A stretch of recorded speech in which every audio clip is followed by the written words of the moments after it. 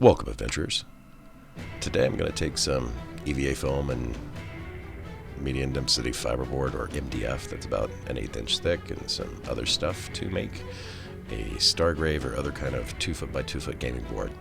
I mean, technically the piece I have is 26 inches by 26 inches, but you know, it'll work.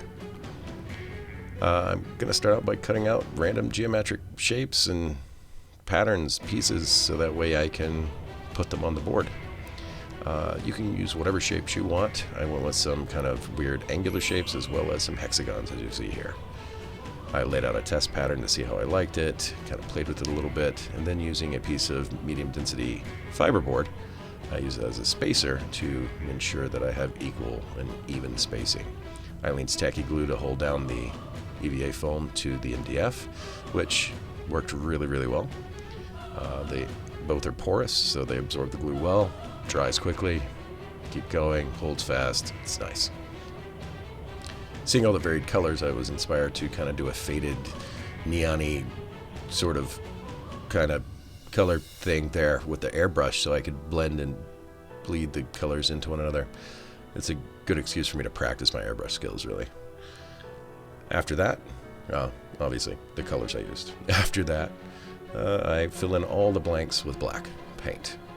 I want to make sure that these are little islands of color across a dark landscape that could be a landing pad or part of a ruined city or something. Since Stargrave takes place in the ruined universe, I figured you don't have to fill in the entire board with the shapes, because it adds to that what is going on here kind of feel.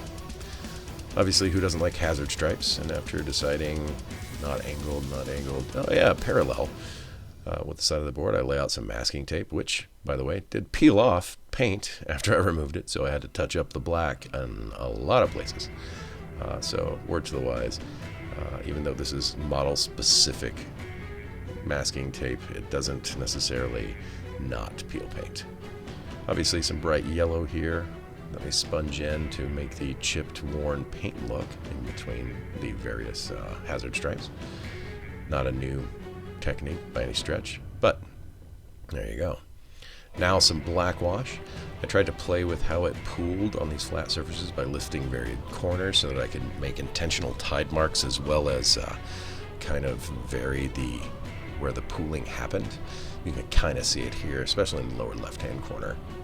And of course, dry brushing to make those worn metal edges show.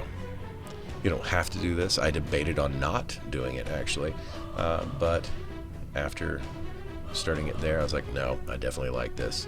And also, if you drag the brush in unidirectional ways across the board in areas, you can make long scrape marks and scratch marks. You'll see that more in the finished product. Now I'd like to thank my patrons: HM Girl Potpourri, Ryer Tonic, and Ian Clark, and of course, LAJ. Their help really makes a difference in me being able to do these projects.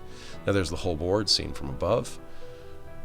And here it is with some terrain I've recently made, as well as characters on it, 2 groups of 5, because that seems to be the rule with Stargrave. Of course, you could use this platform for just about anything. Maybe it's a Star Wars Legion battle area, part of an old city or something, or maybe it's a strange piece of a space Hulk or some other area that your little skirmish takes place in.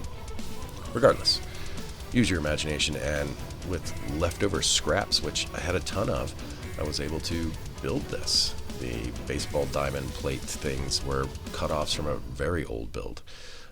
Many of the hexagons were too. Well, I hope you've enjoyed what you watched today, and as always, go have an adventure in crafting.